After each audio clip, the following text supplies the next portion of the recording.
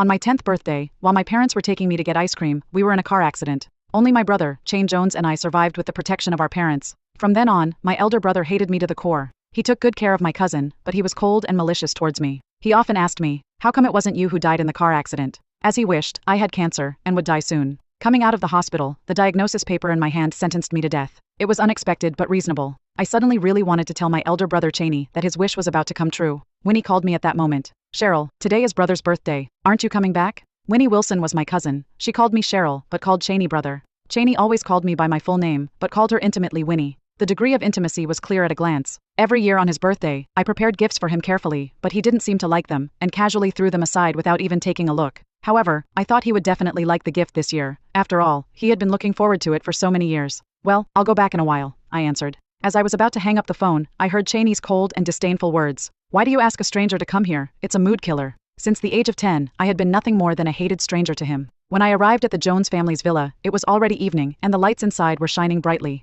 Once upon a time, it used to be a warm harbor for me, but now I couldn't remember when was the last time I came back. Pushing open the door, the original laughter and joy came to an abrupt halt. Cheney wore a birthday hat, and his face was smeared with pure white cream by Winnie. It looked funny and heartwarming. The memories of childhood began to come back. Before the age of 10, when my parents were still alive, every year on anyone's birthday, I stubbornly put cream on Cheney's face. I arrogantly wrapped my arm around his neck and declared to everyone, "Cheney is my elder brother, and no one is allowed to compete with me." Now I had lost my elder brother, but he already had a new younger sister. Cheney's face instantly sank when he saw me. "Who let you come? You are not welcome here." I knew I was not welcome without him saying it, but I still wanted to find an excuse to see him. I wanted to take a good look at him, maybe it was a farewell. I forced a smile, pulling the corners of my mouth. "Happy birthday." I handed him an envelope containing my diagnosis certificate. "This is my last birthday gift for you." Cheney's face instantly turned dark. "Are you cursing me?" He suddenly knocked the envelope out of my hand. The force was so strong that my arm went numb. I didn't know if it was because death was approaching, but even the slightest pain was magnified several times. "Cheryl, if you don't want to come, you don't have to. Do you think I will beg you to come?"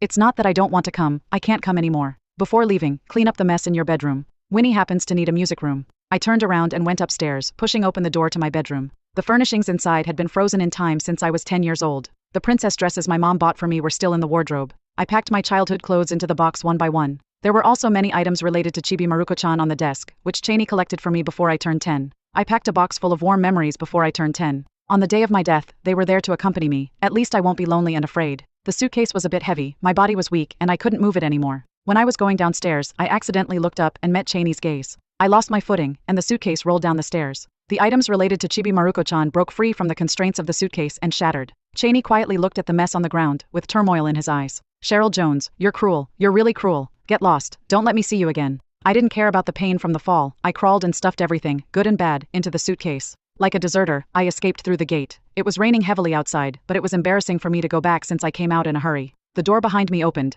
I turned around with hope, thinking that Cheney would shelter me from the wind and rain like he did when we were children, and protect me by his side. But he just coldly threw the envelope I gave him into the rain. The paper was soaked, the ink was mottled, and it was unrecognizable. "Call the decorators tomorrow and renovate the entire bedroom." I couldn't tell if the water in my face was sweat or tears. I turned back and took a deep look at this place that had witnessed my joys and sorrows. Farewell. After getting out of the taxi, the rain outside was still drizzling. In the community, it was dark, with only warm lights shining from the residential buildings in the distance. After getting wet in the rain, I felt dizzy and cold, with my stomach churning. The house was empty, without any sense of home. It's okay, I still have them. I opened the suitcase and took out the things inside one by one. The items related to Chibi Maruko-chan had been damaged, and even the princess dresses were wet. I didn't cry when I knew the diagnosis, nor did I cry when I was kicked out by Cheney, but now I couldn't control myself anymore. I curled up on the sofa, tears flowing like a bursting flood. I always greedily wanted to hold on to the warmth around me, but in the end, I struggled in vain. I still vividly remembered the sympathetic look from the doctor. "Cheryl, spend more time with your family, do what you want to do, and don't have any regrets." But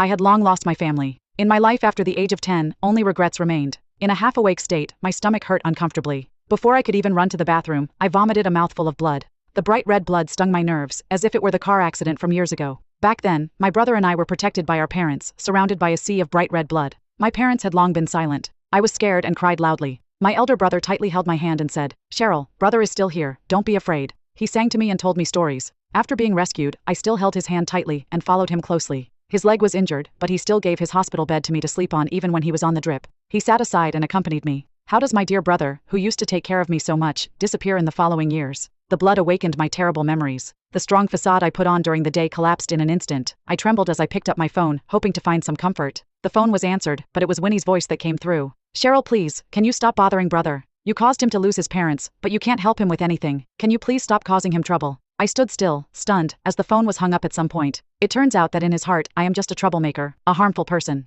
I used to be the baby he held in his hands. He gave me my name, saying that he would treat me well for a lifetime. Feeling alternately hot and cold, my consciousness became a bit hazy, and I fell onto the sofa. In a daze, a familiar figure broke in, and anxiously and gently picked me up. His embrace was so warm. A deep and pleasant voice sounded in my ear. Cheryl, wake up little dear, the sun is shining on your butt. I struggled to open my eyes, only to see the cold rental room. The conspicuous blood on the floor and the tightly closed door reminded me that everything just now was a dream. It was just a dream mad by a dying lonely person. The day had already dawned. I touched my forehead, and it was still very hot. I went to the hospital with a stiff body and was scolded by the doctor. With your body, you dare to get caught in the rain. Do you still want to live? Although he had a stern face, I felt the long-lost warmth. The doctor asked me to stay in the hospital for 2 days for observation. When I went to go through the admission procedures, I coincidentally ran into Cheney. Although he was wearing a mask, I still recognized him at a glance. He also saw me, and a hint of surprise flashed in his eyes. I suddenly felt a little scared. I was afraid that he really knew that I was going to die, and I was afraid I would be his trouble again. But I had a faint expectation. If he knew that I was going to die, would he be a little nicer to me, even just a little bit? I was lost in thought, as if it had been a long time, but it was just a moment. A delicate figure walked out of the pharmacy and approached him, holding his arm. Brother, the medicine is ready, let's go. My Aunt Winnie's mother also died in that car accident. Winnie's father quickly recovered from the pain and married a new wife. That family could no longer accommodate Winnie, so she moved to our house. 3 children supported the entire Jones family. After Winnie came, everything changed silently. Facing my crying and sobbing, my brother showed an impatient expression for the first time. Cheryl, can you learn from Winnie and be a little more obedient and sensible? Can you give way to Winnie? This is what you owe her. Until I was 18 years old, he looked at me with disappointment all over his eyes when I came back in the morning, drunk and reeking of alcohol. Cheryl, I have been kind to you, so from now on, you're on your own. In the future, don't say that you are my younger sister anymore. My younger sister is only Winnie. My nose twitched, and I lowered my head, feeling at a loss. Winnie whispered, that person seems to be Cheryl. Is she also sick? Should we go and ask? Cheney snorted coldly from his nose. Why do you care about her? It's all her own doing. All the random thoughts that had just arisen in my mind suddenly disappeared, and my heart felt like it had been hit by a heavy hammer. When I was a child, even if I just coughed lightly, he would worry if I caught a cold. Now, even I was very ill. He didn't even bother to ask. He really didn't care about me anymore. Feeling a cool sensation on my face, I raised my hand and realized that my eyes were wet. Cheryl, it's okay. Just wait a little longer. Then you will be relieved. The food in the hospital was really bland, so I ordered takeout. I carried a lot of food and filled the table. The fragrant smell awakened my taste buds, and my hungry stomach finally found comfort. I picked up the chopsticks and filled them into my stomach one by one. When my stomach was full, my heart wouldn't feel empty. But eating too much eventually backfired, and I leaned over the toilet in the bathroom, vomiting uncontrollably. I sat on the bathroom floor recklessly until the nurse found me. She blamed me for not taking care of my body while secretly giving me half of her stomach-nourishing porridge. Miss, if you harm your body like this, your family will be worried. Will Cheney worry about me? I inexplicably remembered what the doctor said that day. Take good care of yourself, and you can live for another 2 or 3 years. But I had no reason to live on. My brother hoped me to die for years. On the day of discharge, the familiar little nurse chased after me. She handed me a talisman. Miss, I don't know what you have been through, but if your parents were here, they would definitely feel sorry for you. So, even for their sake, you must take good care of yourself. The advice from an acquaintance was so precious at the end of life. Back home, looking at my pale face in the mirror, I thought I must keep decent at the end of my life. I put on makeup, and my complexion looked much better. Then I went to the mall. With the rise of online shopping, there were not many people in the mall. After browsing for a long time, I finally chose a white long dress. I was just about to take that dress when I heard a familiar voice behind me.